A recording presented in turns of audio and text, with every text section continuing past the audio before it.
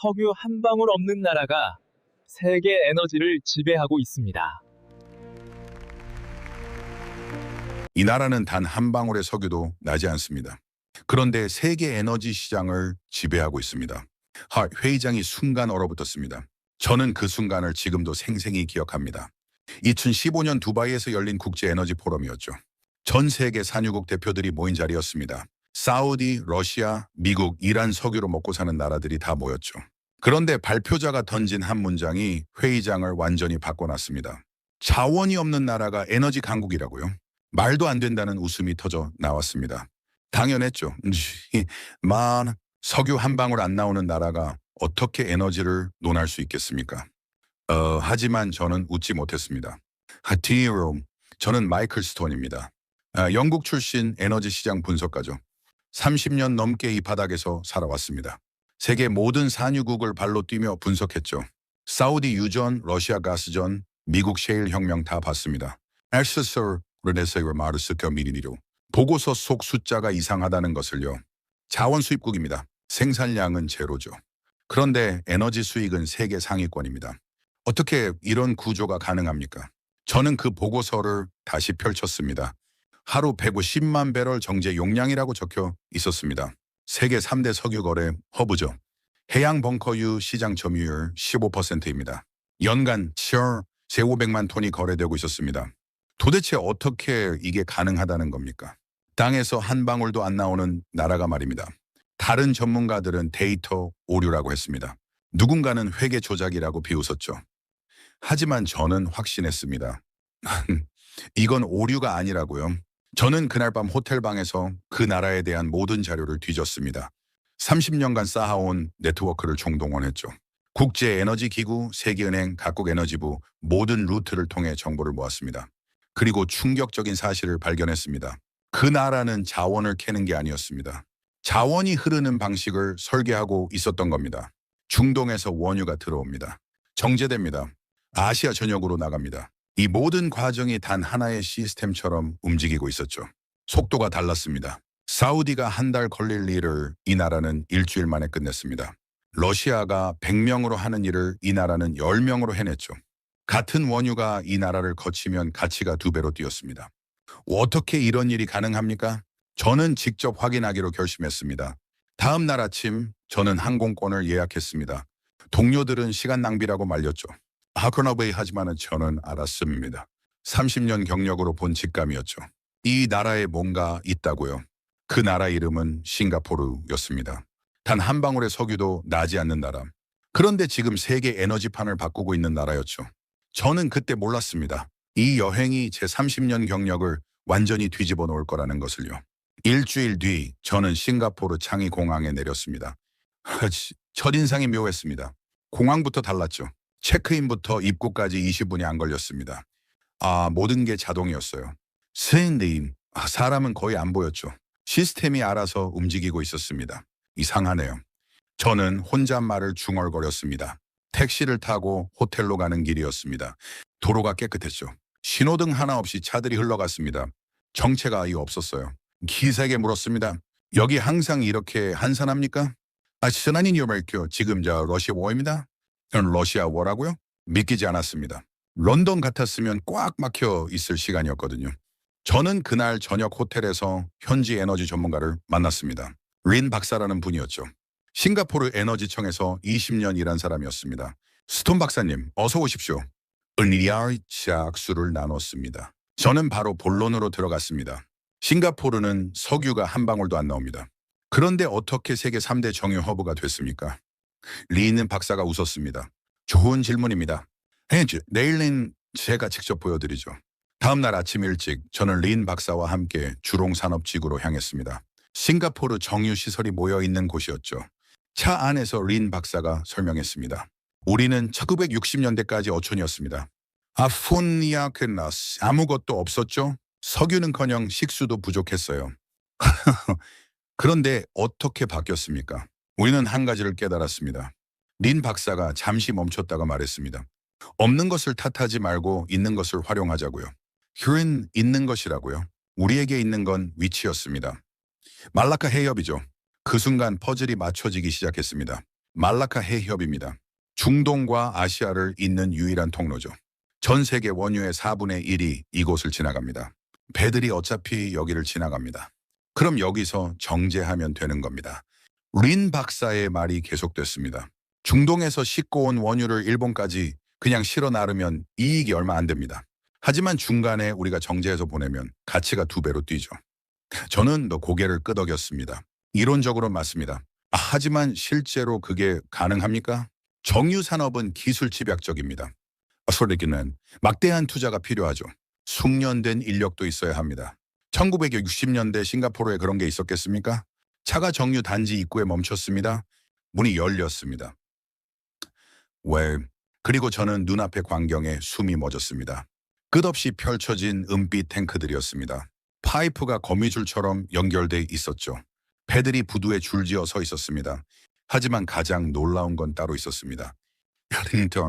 사람이 없었습니다. 어디 갔습니까? 작업자들은요? 린 박사가 건물을 가리켰습니다. 저기 중앙통제실에 있습니다. 우리는 통제실로 올라갔습니다. 문이 열렸습니다. 거대한 스크린들이 벽을 가득 채우고 있었죠. 직원 5명이 앉아 있었습니다. 단 5명이요. 이 사람들이 전부입니까? 이 교대조는 그렇습니다. 믿기지 않았습니다. 스크린에는 실시간으로 모든 정보가 떴습니다. 원유 입고량, 정제 진행률, 출하 스케줄 모든 게 숫자로 표시됐죠. 한 직원이 터치 한 번 했습니다. 그러자 밖에서 밸브가 열렸습니다. 우티너의 원유가 흘러가기 시작했죠. 자동으로요. 1970년대부터 자동화를 시작했습니다. 린 박사가 설명했습니다. 사람이 하면 실수합니다. 느리죠. 하지만 시스템은 24시간 쉬지 않고 정확하게 움직입니다. 저는 스크린을 뚫어져라 봤습니다. 사우디에서 본 정유소가 떠올랐습니다. 수백 명이 현장을 뛰어다녔죠. 밸브 하나 열 때마다 사람이 직접 확인했습니다. 하지만 여긴 달랐습니다. 평균 정제 시간이 얼마나 됩니까? 원유 종류에 따라 다릅니다만 보통 72시간입니다. 72시간이라고요? 다른 나라는 일주일 넘게 걸립니다. 어떤 곳은 열흘도 걸리죠. 어떻게 이렇게 빠릅니까? 우리는 시간을 줄이는데 모든 걸 걸었습니다. 린 박사의 목소리에 힘이 들어갔습니다. 석유가 없으면 석유를 더 빨리 처리하면 됩니다. 같은 시설로 2배를 처리하면 2배 이익이죠.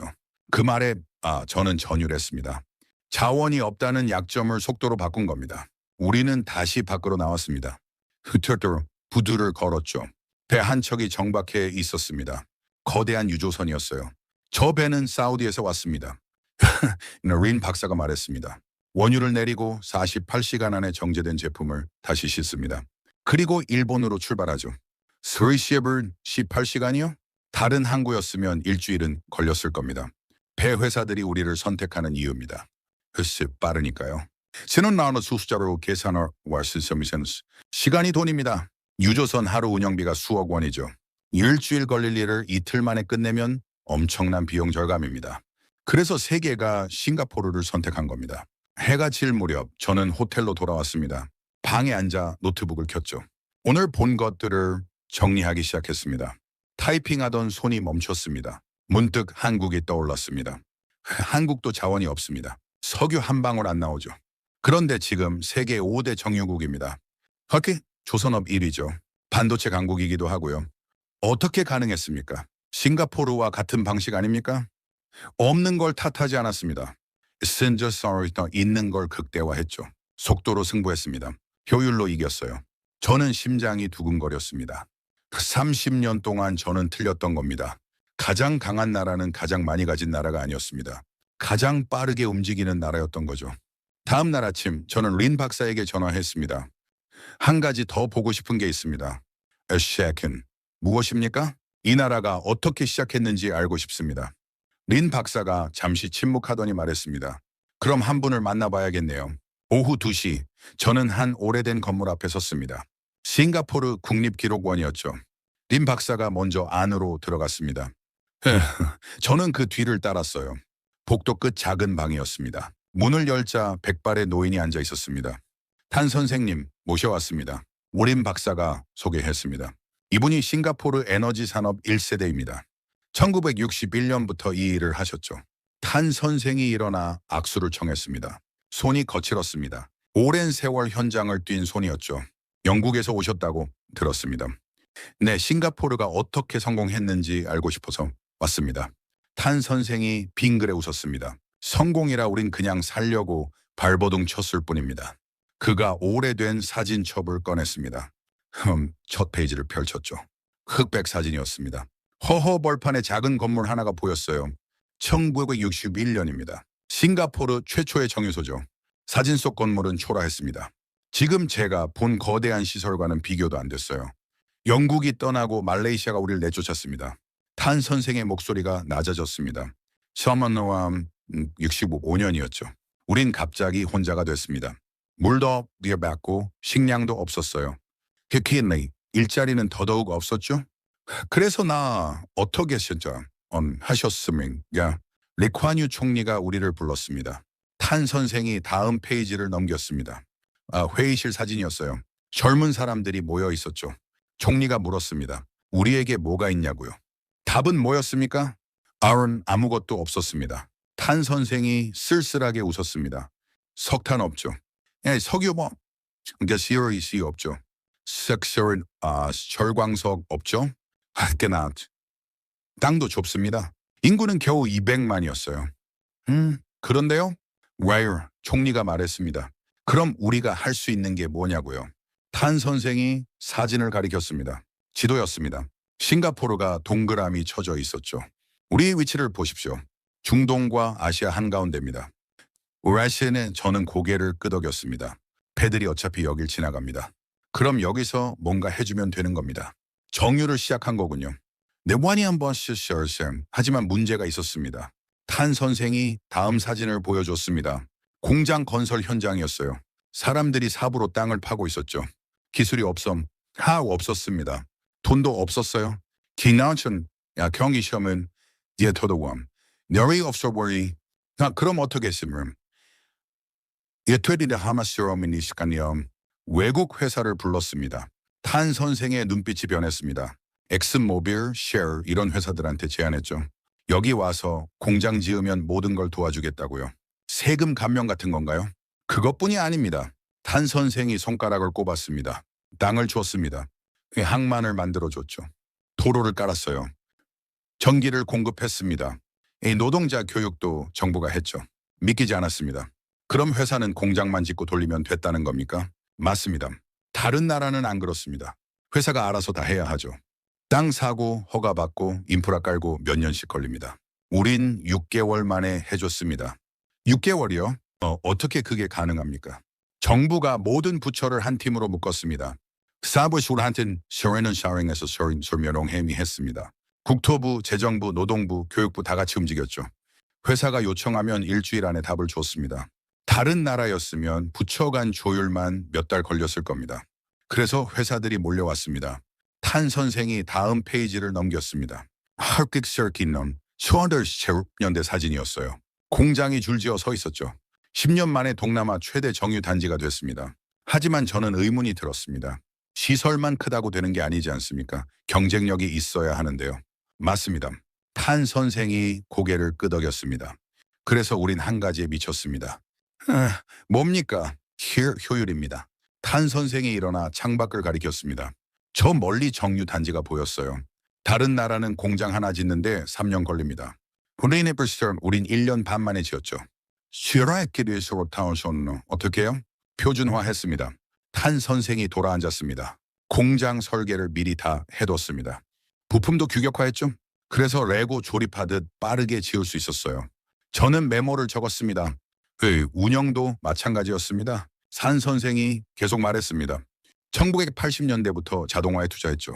당시엔 다들 미쳤다고 했습니다. 돈이 얼마나 드는데 그러냐고요. 하지만 하셨군요. 안 할 수가 없었습니다. 탄 선생의 목소리에 절박함이 묻어났습니다. 우린 인구가 적습니다. 사람으로 승부하면 중국한테 절대 못 이겨요. 그럼 사람을 덜 쓰는 수밖에 없죠. 그 말에 저는 한국이 또 떠올랐습니다. 한국도 똑같지 않습니까? 인구 5천만입니다. 중국 14억, 인도 14억에 비하면 아무것도 아니죠. 그래서 한국도 자동화에 미쳤습니다. 로봇 밀도 세계 1위죠. 결과가 어땠습니까? 제가 물었습니다. 10년 뒤에 보답이 왔습니다. 탄 선생이 웃었습니다. 우리가 하루 처리하는 양을 다른 나라는 사흘 걸려 했습니다. 우리가 10명으로 하는 일을 다른 나라는 100명으로 했죠. 그럼 가격 경쟁력이 생겼겠네요. 맞습니다. 그래서 세계가 우리를 찾았습니다. 탄 선생이 마지막 페이지를 펼쳤습니다. 최신 사진이었어요. 밤에 찍은 정유단지였죠. 불빛이 별처럼 빛나고 있었습니다. 지금 우리는 하루 150만 배럴을 처리합니다. 브레이크 세계 3위죠. 저는 사진을 뚫어 쳐다봤습니다. 그런데 선생님, 제가 조심스럽게 물었습니다. 한국도 비슷한 길을 걸었지 않습니까? 자원 없고 인구 적고 땅 좁고. 그런데 지금 세계 5대 정유국이죠. 탄 선생의 눈이 반짝였습니다. 맞습니다. 한국 얘기 많이 들었습니다. 에너드럭하면 이야 어떻게 생각하십니까? 그 놀래 놀랍습니다. 탄 선생이 힘주어 말했습니다. 우리보다 더 빨랐죠. 우리보다 더 크게 키웠습니다. 조선 반도체 자동차 다 세계 최고 아닙니까? 그 말에 저는 가슴이 뜨거워졌습니다. 영국 사람인 제가 왜 이렇게 감동받는지 모르겠습니다. 하지만 분명했습니다. 자원이 없다는 건 핑계가 아니었습니다. 오히려 더 강해질 이유였던 거죠. 일주일이 지났습니다. 저는 싱가포르 곳곳을 다녔죠. 정유소, 항만, 물류센터 제 발로 다 확인했습니다. 그리고 하나씩 깨달았습니다. 이 나라의 진짜 경쟁력은 시설이 아니었습니다. 속도였던 겁니다. 어느 날 저녁 저는 싱가포르 항만청 본부에 초대받았습니다. 최신 통제센터를 보여주겠다고 했죠.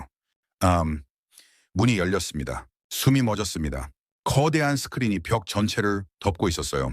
실시간으로 모든 배의 위치가 표시됐죠. 수백 척이 움직이고 있었습니다. 저게 다 지금 오고 있는 겁니까?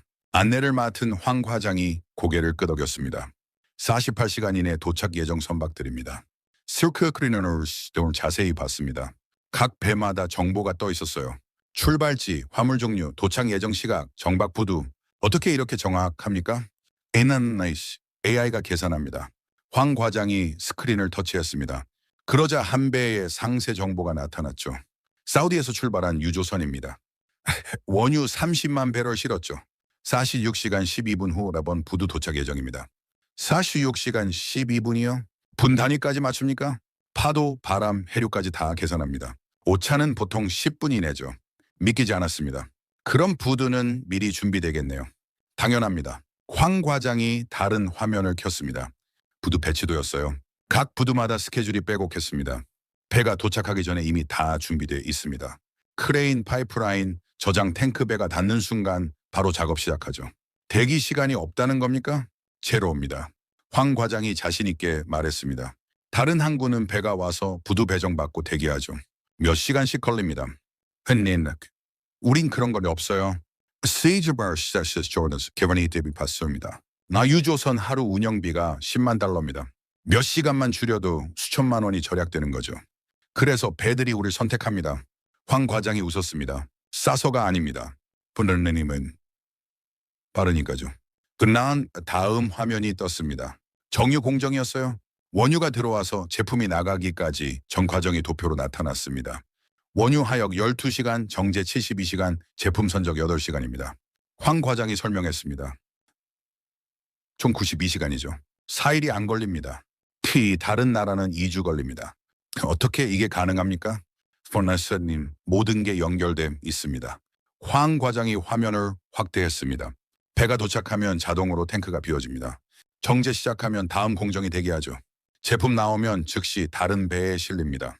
중간에 멈추는 게 없다는 겁니까? 없습니다. 나나센만 런처리 쉐버리 24시간 쉬지 않고 흐릅니다. 그 순간 깨달았습니다. 이 나라는 공장을 돌리는 게 아니었습니다. 시간을 파는 거였죠. 황 과장님, 내가 내 뭐라나. 스루션미테된 이 시스템 구축하는데 얼마나 걸렸습니까? 30년입니다. 30년이요? 근사학업이 1990년대부터 시작했죠. 처음엔 사람이 다 했습니다. 실수도 많았어요. 배가 늦게 오면 부두가 비었고 일찍 오면 대기했죠. 황 과장이 옛날을 떠올렸습니다. 그래서 데이터를 모으기 시작했습니다. 모든 배, 모든 화물, 모든 시간을 기록했죠. 그게 지금 AI가 됐군요. 맞습니다. 30년치 데이터죠. 세계 어떤 항구도 우리만큼 없습니다. 저는 노트게임에 적었습니다. 해외 30년 준비, 셔리킹 그리고 한국이 또 떠올랐습니다. 한국도 30년 준비했지 않습니까? 1970년대 조선소 지을 때 다들 미쳤다고 했죠. 배 만들어 본 적도 없는 나라가 조선소를 짓다니요. 하지만 한국은 했습니다. 그리고 30년 뒤 세계 1위가 됐죠. 반도체도 마찬가지입니다. 기획해보건 80년대 시작했어요. 기술도 없고 경험도 없었죠. 하지만 그 30년 투자했습니다. 지금은 어떻습니까? 세계 메모리 반도체 70%를 한국이 만듭니다. 스톤 박사님, 황 과장이 제 생각을 끊었습니다. 한 가지 더 보여드릴 게 있습니다. 그가 다른 방으로 안내했습니다. 더 작은 공간이었어요. 스크린이 몇 개 있으면 쉬운 이 예측 시스템입니다. 황 과장이 키보드를 쳤습니다. 그래프가 나타났어요. 3개월 뒤 원유 수요 예측이었습니다. AI가 세계 경제 지표를 분석합니다. 각국 GDP, 산업 생산, 계절 변화 다 계산하죠. 그래서요. 너네 3개월 뒤 원유 수요를 예측합니다. 어느 나라가 얼마나 필요한지 알아요? 황 과장이 다음 화면을 켰습니다. 정유 계획표였습니다. 그럼 우린 미리 준비합니다. 어떤 제품을 얼마나 만들지 정하죠. 시장이 원하기 전에 이미 만들어 놓습니다. 저는 소름이 돋았습니다. 다른 나라는 주문받고 만듭니다. 하지만 싱가포르는 달랐습니다. 주문이 오기 전에 이미 만들어 놨던 겁니다. 틀리면 어떻게 합니까? 내가 내 뭐라나. 솔루션 밑에는 정확도 95%입니다. 황 과장이 자랑스럽게 말했습니다. 세코니너스 30년 데이터가 있으니까요. 거의 안 틀립니다. 그 순간 모든 게 이해됐습니다. 싱가포르는 자원을 캐는 나라가 아니었습니다. 자원이 흐르는 방식을 설계한 나라였던 겁니다. 중동에서 원유가 나옵니다. 어디로 갈까요? 일본, 중국, 인도 다 싱가포르를 거칩니다. 왜 가마실 왜요? 마마는 저기서 빠르니까요. 정확하니까요.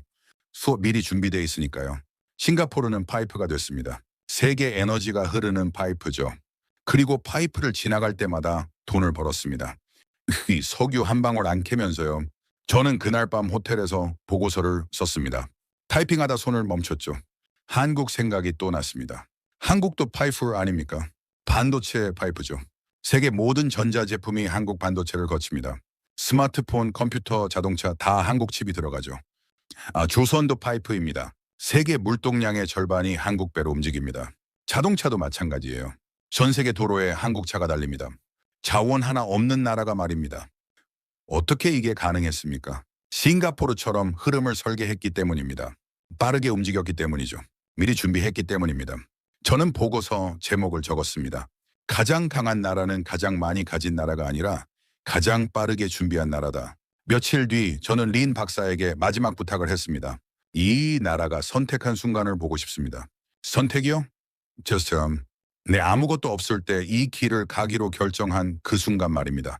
린 박사가 잠시 생각하더니 말했습니다. 그럼 기록 보관소로 가야겠네요. 다음 날 저는 정부 청사 지하에 있었습니다. 오래된 린이 문서들이 가득했죠.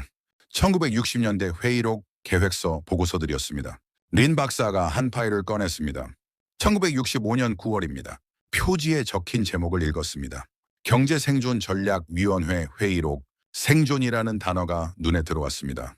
전쟁도 아닌데 생존이라니요. 독립하고 한 달 뒤 회의입니다. 린 박사가 페이지를 넘겼습니다. 당시 상황이 절박했죠. 말레이시아가 물 공급을 끊겠다고 협박했습니다. 실업률이 14%였어요. 외환 보유고는 3개월치밖에 안 됐죠. 회의록을 읽었습니다. 참석자 12명이었어요. 리콴유 총리와 각 부처 장관들이었죠. 첫 페이지에 적힌 질문이 있었습니다. 우리는 무엇으로 살아갈 것인가? 토론이 격렬했습니다. 린 박사가 설명했습니다. 어떤 장관은 농업을 하자고 했죠. 다른 장관은 관광업이 답이라고 했습니다. 리콴유 총리는 뭐라고 했습니까? 린 박사가 한 페이지를 펼쳤습니다. 빨간 펜으로 밑줄 그어진 문장이었어요.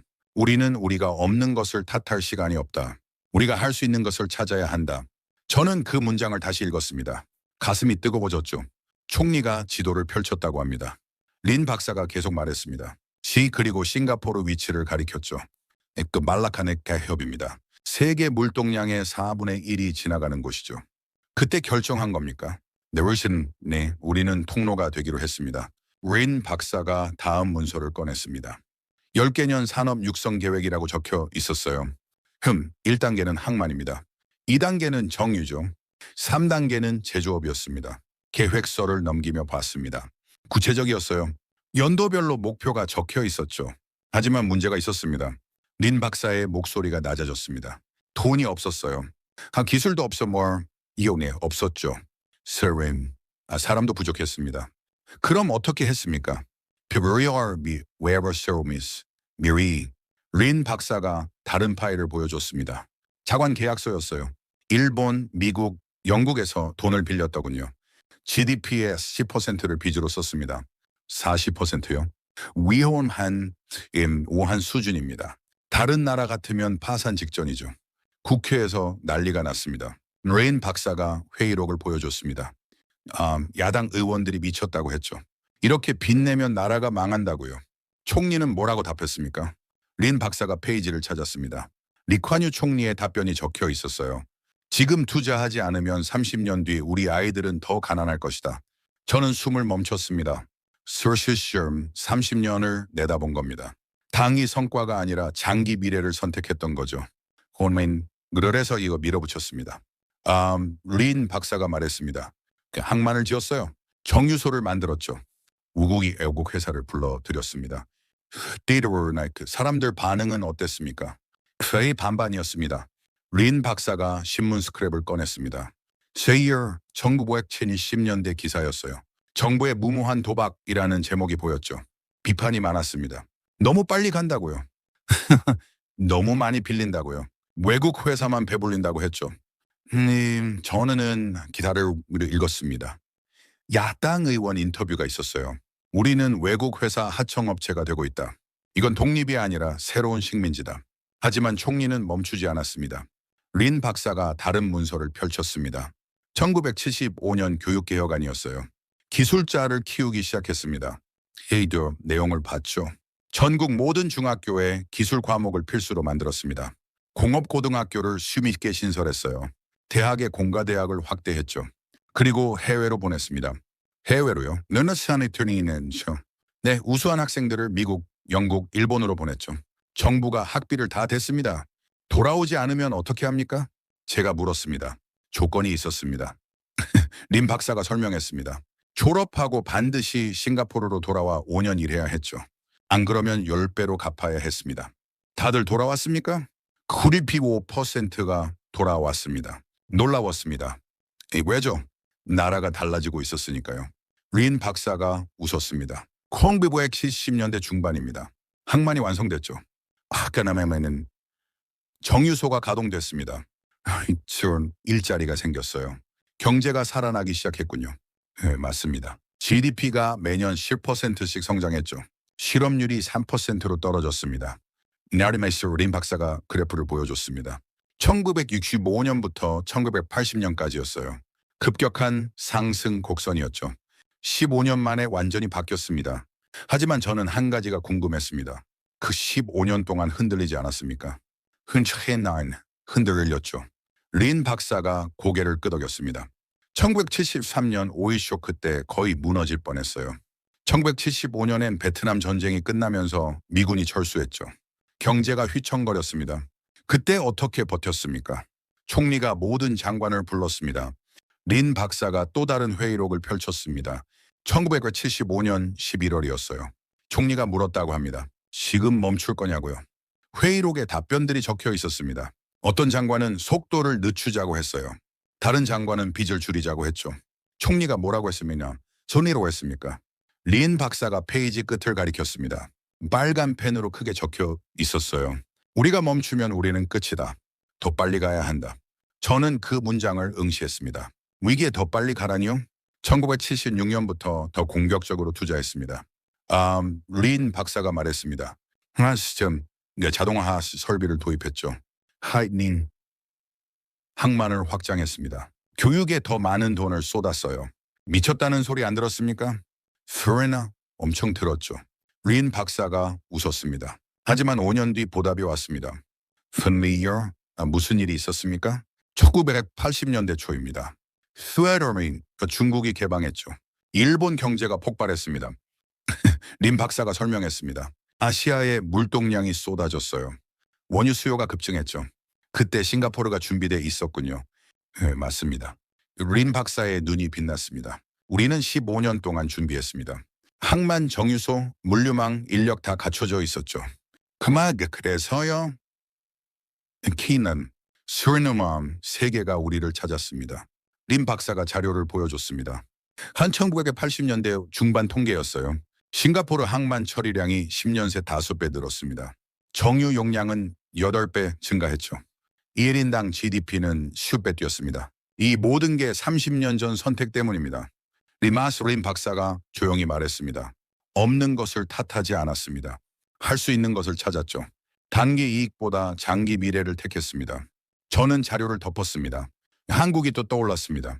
한국도 똑같지 않았습니까? 1960년대 한국도 아무것도 없었습니다. 비키니의 세계 최빈국이었죠. 1인당 GDP가 100달러도 안 됐습니다. 하지만 월쇼 박정희 대통령이 선택했습니다. 우리도 할 수 있다고요. 한인에게 시험부에 구속되어온 마슈리 어시오미즈 다들 미쳤다고 했죠. 안치즈모노암 포항제철을 지었어요. 세노톤 세계 은행이 말렸습니다. 조선소를 만들었습니다. 일본이 비웃었죠. 하지만 카나다에 한국은 했습니다. 그리고 30년 뒤 어떻게 됐습니까? 세계 10대 경제 강국이 됐습니다. 자원 하나 없이 말입니다. 스로니머 린 박사님, 제가 물었습니다. 싱가포르와 한국의 공통점이 뭐라고 보십니까? 린 박사가 잠시 생각했습니다. 그리고 천천히 입을 열었죠. 절박함입니다. 절박함이요? 네오니아 우리 둘 다 선택지가 없었습니다.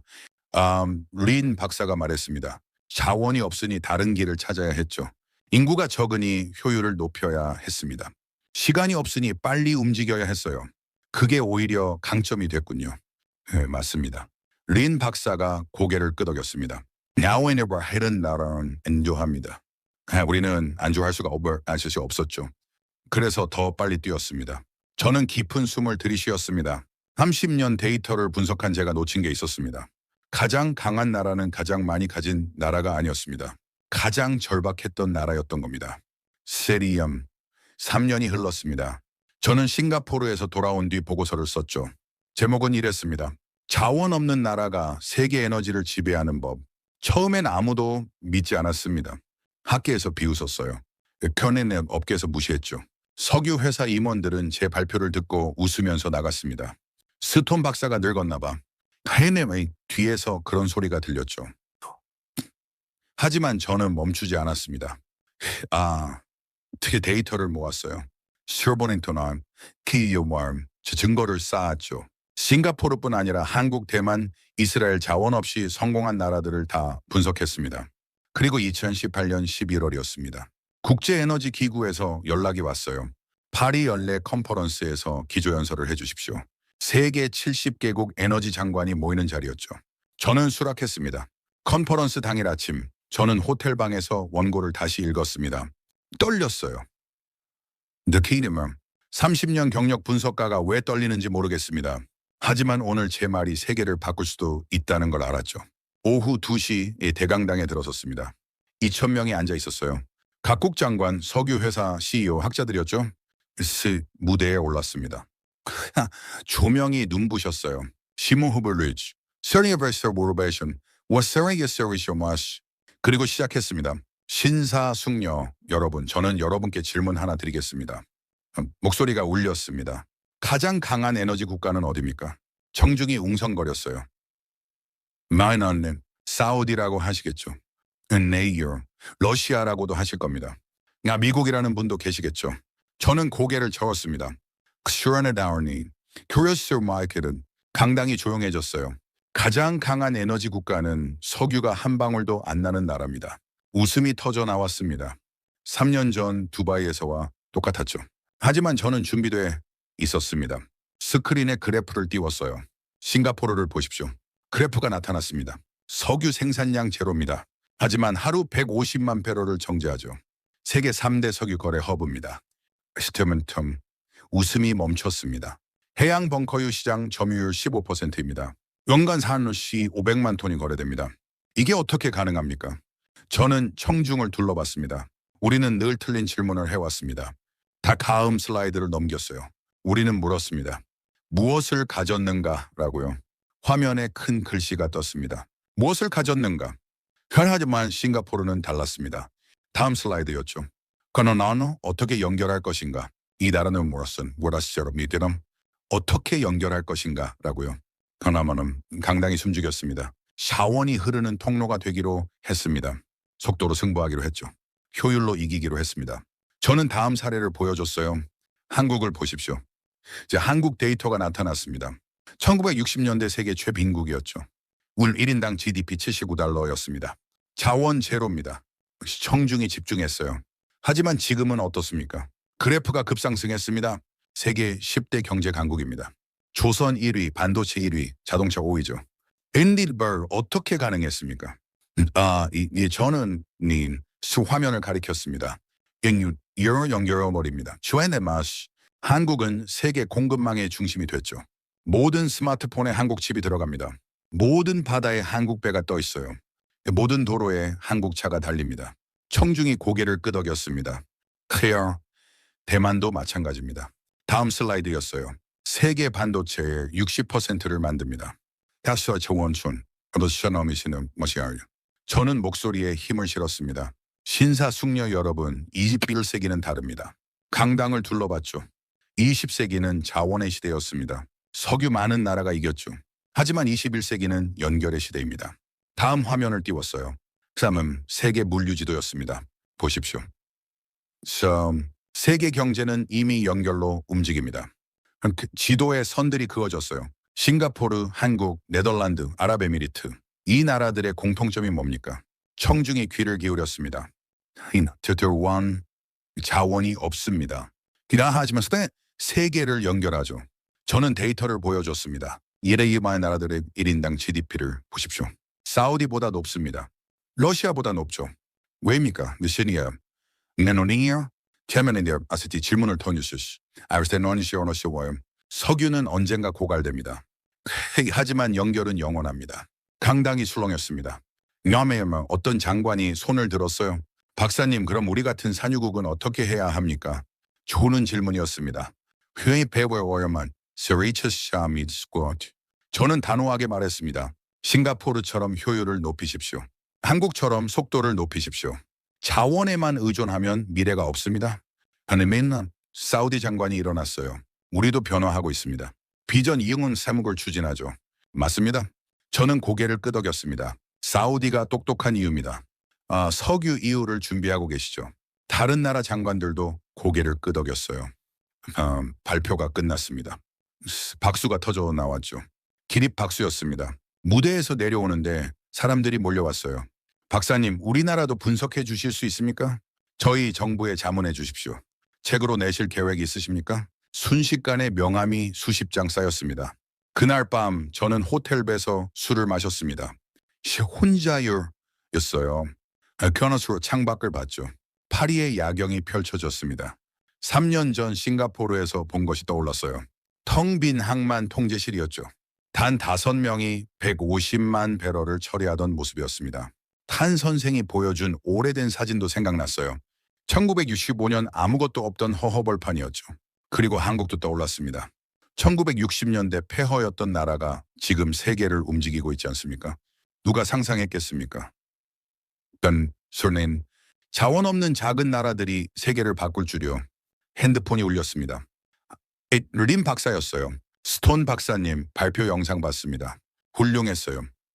대셔만은 고맙습니다. 그러나 그런데 말입니다. 림 박사가 웃었습니다. 요즘 싱가포르로 문의가 쏟아지고 있습니다. 각국 정부에서 배우러 오겠다고 하네요. 정말입니까? 네, 아프리카, 중동, 동유럽 다 오고 싶다고 합니다. 저는 미소 지었습니다. 이존이나 세계가 드디어 깨달은 겁니다.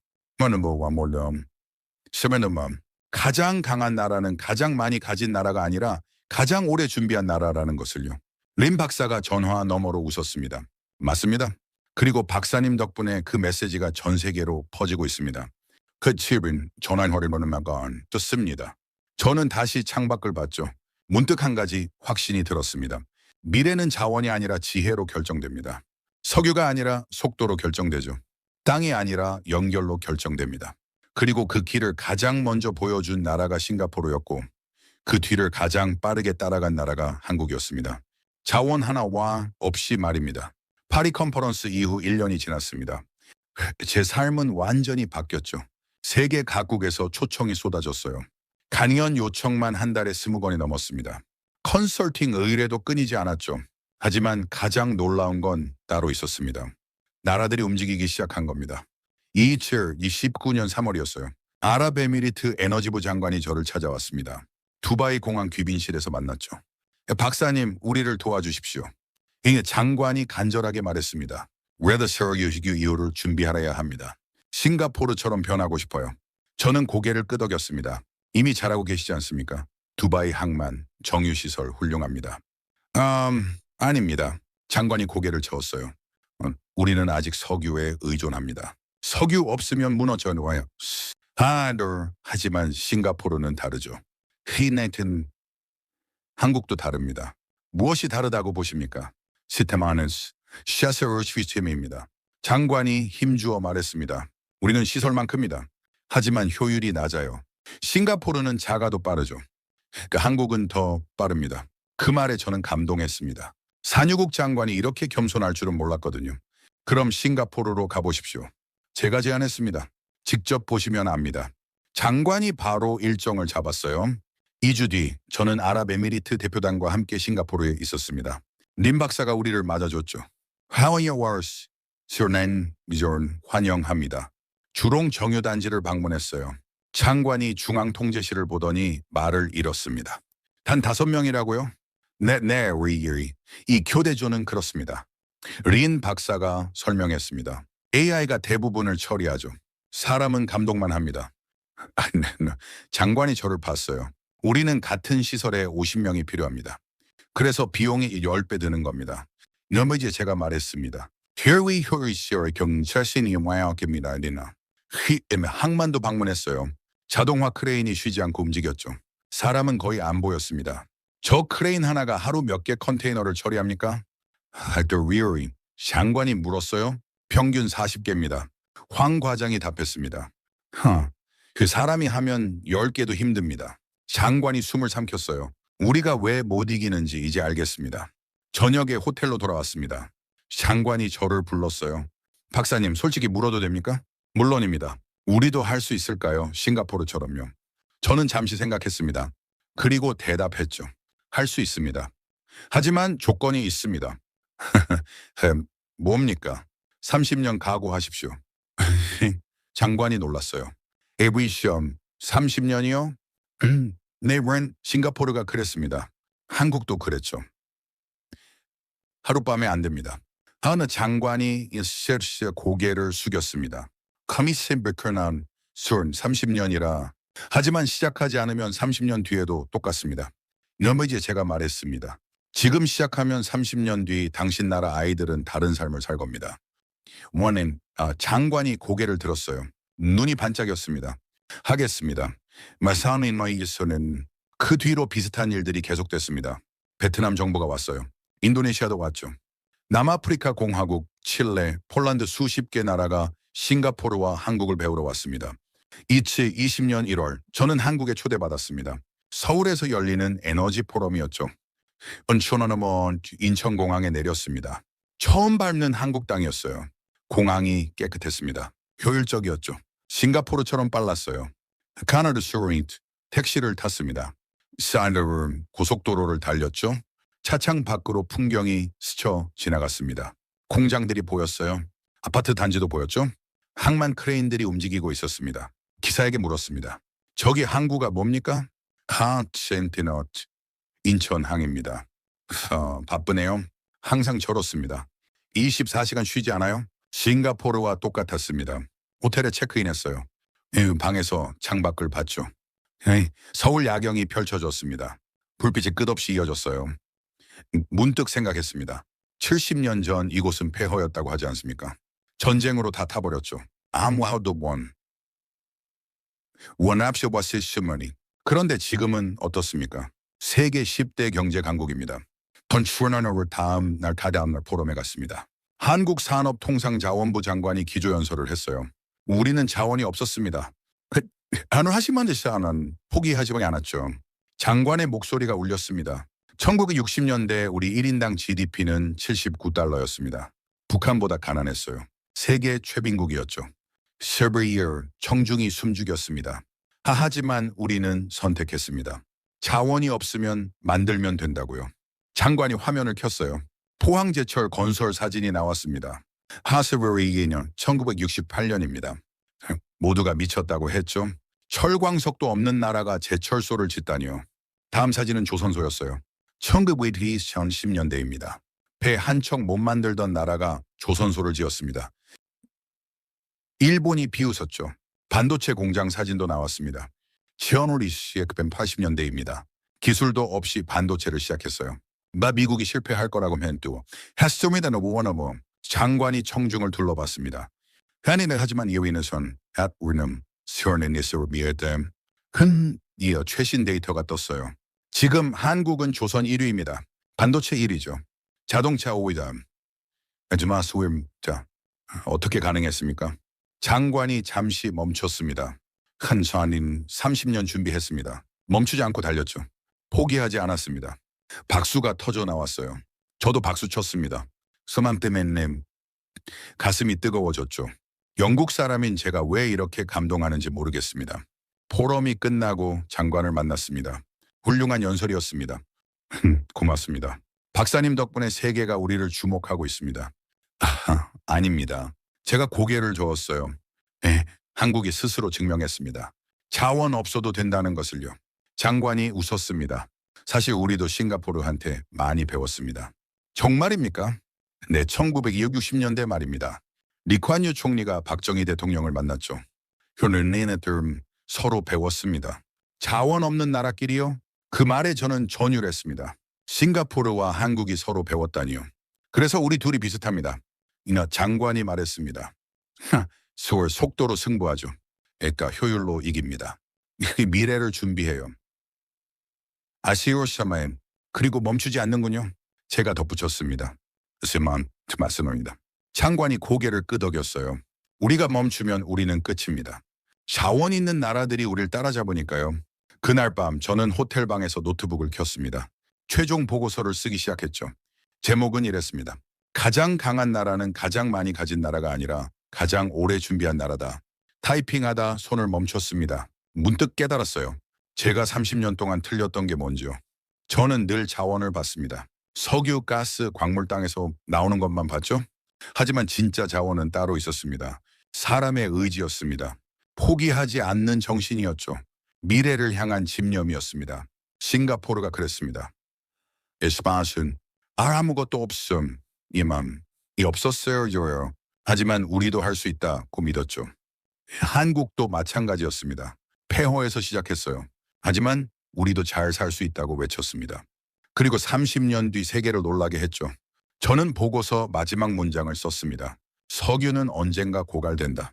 하지만 인간의 의지는 영원하다. 그것이 가장 강력한 자원이다. 타이핑을 멈췄어요. 창밖을 봤죠. 서울의 불빛이 반짝였습니다. 저 불빛 하나하나가 누군가의 노력이겠죠. 누군가의 땀이고 누군가의 꿈입니다. 자원 없는 나라가 여기까지 온 이유가 바로 저것 아니겠습니까? 핸드폰이 울렸습니다. 림 박사였어요. 스톤 박사님 어떻습니까? 한국은요. 놀랍습니다. 제가 대답했습니다. 싱가포르만큼 놀라워요.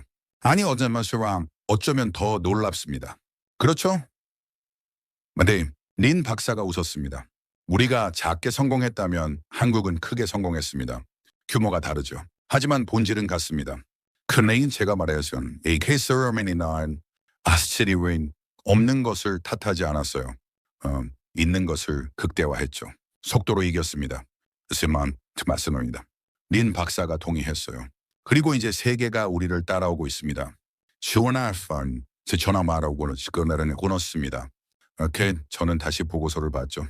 30년 에너지 분석가로 살았습니다. 세계 모든 산유국을 다녔어요. 유전, 가스전, 광산 다 봤죠. 하지만 가장 큰 깨달음은 자원 없는 나라에서 얻었습니다. 싱가포르와 한국이 가르쳐줬어요. 진짜 강한 나라는 많이 가진 나라가 아니라 오래 준비한 나라라고요. 그리고 그 준비는 지금도 계속되고 있었습니다. 2020년 12월입니다. 저는 은퇴를 앞두고 있었어요. 35년간 에너지 분석가로 살았죠. 이제 70세입니다. 충분히 일했습니다. 이날이 런던 집 서재에 앉아 있었어요. 창밖으로 비가 내렸죠. 책장을 봤습니다. 제가 쓴 보고서들이 꽂혀 있었어요. 수백 처리 교육 시험을 수백 권이었죠. 하지만 가장 자랑스러운 건 하나였습니다. 2019년에 펴낸 책이었어요. 자원 없는 나라들의 승리, 표지를 쓰다듬었습니다. 5년 전 책인데 아직도 베스트셀러였죠. 40개 언어로 번역됐습니다. 핸드폰이 울렸어요. 림 박사였습니다. 스톤 박사님, 봤습니까? 뭘요? 뉴스요? 서머니, 베트남이 발표했습니다. 저는 노트북을 켰죠. 매일 뉴스가 떴습니다. 베트남 동남아 최대 자동화 항만 완공. 기사를 읽었어요. 베트남이 10년 프로젝트를 끝냈다고 합니다. 싱가포르식 자동화 항만이었죠. 처리 속도가 3배 빨라졌다고 했습니다. 우리가 도왔습니다. 림 박사가 말했습니다. 5년 전부터 기술 지원했죠. 이제 베트남도 허브가 됐습니다. 축하합니다. 머시넘 제가 말했어요. 좋아하는 샤니 보이너스 키리 박사님 덕분입니다. 린 박사가 웃었습니다. 박사님이 세계에 알렸지 않습니까? 자원 없어도 된다고요. 시원한 펀 제 전화 말하고 끊었습니다. 다른 뉴스들을 찾아봤어요. 인도네시아가 정유 효율을 2배 높였다고 합니다. 칠레가 태양광으로 에너지 수출국이 됐다고 하더군요. 폴란드가 물류 허브로 떠오르고 있었어요. 모두 똑같은 길을 걷고 있었습니다. 자원이 아니라 효율로요. 땅이 아니라 속도로요. 그리고 그 중심에 두 나라가 있었습니다. 싱가포르와 한국이었죠. 다음 날 저는 특별한 초대를 받았습니다. 국제에너지기구 특별 세미나였어요. 견인어마인 주제가 흥미로웠죠. 자원 빈국의 미래 전략, 10년 전만 해도 상상도 못할 주제였습니다. 자원 없는 나라가 무슨 미래가 있겠습니까? 하지만 지금은 달랐습니다. 세미나에 70개국이 참석했어요. 절반이 자원 빈국이었죠. 저 연설자가 무대에 올랐습니다. 한국 산업부 차관이었어요. 신사숙녀 여러분, 제이버 차관이 말문을 열었습니다. 1960년 한국 1인당 GDP는 76달러였습니다. 오늘은 3만 5천 달러입니다. 화면에 그래프가 떴어요. 급격한 상승 곡선이었습니다. 64년 만에 3배 성장했죠? 어떻게 가능했습니까? 차관이 청중을 둘러봤습니다. 자원이 없었기 때문입니다. 웅성거림이 일었어요. 자원이 없으니 다른 걸 찾아야 했죠. 사람에 투자했습니다. 교육에 올인했어요. 기술을 개발했습니다. 다음 슬라이드가 나타났습니다. 1970년대 우리 교육 투자는 GDP의 8%였어요. 세계 최고 수준이었죠. 데이터가 이어졌습니다. R&D 투자도 GDP의 5%입니다. 이스라엘 다음으로 높아요. 차관이 목소리에 힘을 실었습니다. 우리는 깨달았습니다. 석유는 땅에서 나오지만 기술은 사람에게서 나온다는 것을요. 박수가 터졌습니다. 저도 박수 쳤죠. 세미나가 끝나고 차관을 만났습니다. 세월이 훌륭한 훌륭한 발표였습니다. 박사님 책을 참고했습니다. 주원아처럼 차관이 웃었어요. 박사님이 길을 보여주셨죠. 좋아하는 샤니 보이너스 길이 제가 다 고개를 저었습니다. 한국이 스스로 걸었습니다. 저는 그냥 기록했을 뿐이에요. 하지만 박사님 덕분에 세계가 우리를 다르게 봅니다. 쇼원이서 차관이 진지하게 말했습니다. 예전엔 운 좋은 나라라고 했어요. 지금은 본받아야 할 나라라고 하죠. 그날 저녁 저는 호텔 방에서 마지막 원고를 썼습니다. 퀸마인드 은퇴 기념 칼럼이었어요. 파이낸셜 타임스에 실릴 예정이었죠. 제목을 내가 써섭니다. 35년 분석가가 찾은 답 가장 강한 나라. 타이핑을 시작했어요. 35년간 저는 틀린 질문을 했습니다. 손가락이 움직였죠. 저는 물었습니다. 어느 나라가 자원을 가장 많이 가졌는가라고요. 다음 문장을 썼습니다. 하지만 진짜 질문은 달랐습니다. 어느 나라가 미래를 가장 오래 준비했는가였죠. 손을 멈췄어요. 그 말이 싱가포르가 떠올랐습니다. 1965년 아무것도 없던 허허벌판이었죠. 하지만 30년 준비했습니다. 그리고 지금은 세계 물류의 중심입니다. 한국도 떠올랐어요. 카르네 60년대 폐허였던 나라였죠. 하지만 60년 달렸습니다. 지금은 세계 10대 경제 강국입니다. 타이핑을 계속했습니다. 전에 싱가포르를 보십시오. 석유 한 방울 없습니다. 하지만 하루 150만 배럴을 처리하죠. 어떻게 가능했습니까? 30년 준비했기 때문입니다. 다음 단락을 썼어요. 흐멘하수멈. 한국을 보십시오. 자원 제로입니다. 하지만 반도체 1위, 조선 1위, 자동차 5위죠. 어떻게 가능했습니까? 60년 달렸기 때문입니다. 손가락이 더 빨라졌습니다. 사우디는 석유를 캡니다. 러시아는 가스를 뽑죠. 하지만 싱가포르와 한국은 시간을 팝니다. 그 문장을 쓰고 전율했어요? 맞습니다. 시간이었습니다. 이 나라들은 시간을 팔았던 겁니다. 남들보다 빠른 시간을요. 남들보다 효율적인 시간을요. 남들보다 정확한 시간을요. 해낸 계속 썼습니다. 20세기는 자원의 시대였습니다. 석유 많은 나라가 이겼죠. 하지만 21세기는 다릅니다. 속도의 시대입니다. 효율의 시대죠. 연결의 시대입니다. 마지막 단락이었어요. 제가 35년 동안 배운 것이 있습니다. 심호흡을 했죠. 그리고 천천히 타이핑했습니다. 가장 강한 나라는 땅이 넓은 나라가 아닙니다. 석유가 많은 나라도 아니에요. 가장 강한 나라는 가장 오래 준비한 나라입니다. 가장 빨리 배운 나라죠. 가장 끝까지 달린 나라입니다. 마침표를 찍었어요. 그리고 그 나라의 이름은 싱가포르이고 한국입니다. 타이핑을 멈췄습니다. 창밖을 봤죠. 런던의 밤이 고요했습니다. 문득 1965년 싱가포르가 생각났어요. 독립하고 한 달 뒤였죠. 아무것도 없었습니다. 물도 없고 식량도 없었어요. 리쿠안유 총리가 회의에서 물었다고 하지 않습니까? 우리는 무엇으로 살아갈 것인가? 그리고 답했죠. 그때기 우리가 할 수 있는 것을 찾자. 1960년 한국도 마찬가지였습니다. 이어시치 전쟁의 폐허였어요. 세계 최빈국이었죠. 하지만 포기하지 않았습니다. 우리도 잘 살 수 있다. 그렇게 외쳤던 겁니다. 그리고 60년 뒤 어떻게 됐습니까? 싱가포르는 1인당 GDP 8만 달러입니다. 세계 최고 수준이죠. 한국은 3만 5천 달러입니다. 선진국 반열에 올랐어요. 자원 하나 없이 말입니다. 핸드폰이 울렸습니다. 손자였어요. 할아버지 숙제 좀 도와주세요. 무슨 숙제인데? 에세이 써야 해요. 주제가 가장 존경하는 나라예요. 저는 미소 지었습니다. 그럼 싱가포르나 한국에 대해 쓰렴. 왜요? 그 나라들은 불가능을 가능으로 만들었단다. 손자가 궁금해했어요? 어떻게요? 포기하지 않았거든. 자원이 없다고 주저앉지 않았어? 오히려 더 열심히 뛰었지. 나는 그래서 이킨 세계를 놀라게 했단다. 자원 없는 작은 나라들이 세계 강국이 됐어. 손자가 감탄했습니다. 와 푸르나르는 와 멋지다. 히스디코나르는 저는 와를 간 저스마요. 다시 원고를 봤죠. 무득 깨달았습니다. 제 인생에서 가장 중요한 순간이 언제였는지요. 2025년 두바이였습니다. 이 나라는 석유 한 방울 없지만 세계 에너지를 지배한다. 그 한 문장이 제 인생을 바꿨죠. 호기심이 생겼습니다. 싱가포르로 날아갔어요.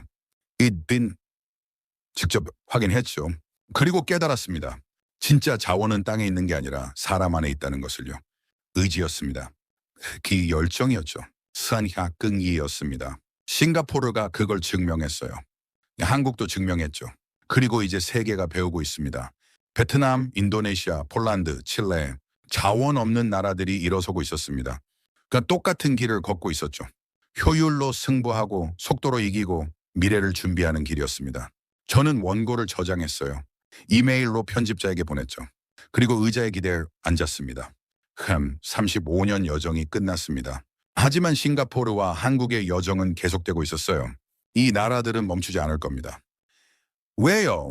멈추는 순간 끝이라는 걸 알기 때문이죠. 자원 있는 나라들이 따라오고 있습니다. 기술이 발전하고 있어요. 세계가 변하고 있죠. 그래서 이 나라들은 더 빨리 뛸 겁니다. 더 효율적으로 움직일 거예요. 더 멀리 준비할 겁니다. 그것이 자원 없는 나라의 숙명이니까요. 창밖을 다시 봤습니다. 비가 그쳤어요. 구름 사이로 별이 보였죠. 저는 조용히 말했습니다. 가장 강한 나라는 가장 많이 가진 나라가 아니다. 가장 오래 준비한 나라다. 그리고 덧붙였습니다. 그 나라의 이름은 싱가포르이고 한국이다. 35년 분석가 인생의 결론이었습니다. 그리고 그 결론은 틀리지 않았어요. 세계가 증명하고 있었으니까요.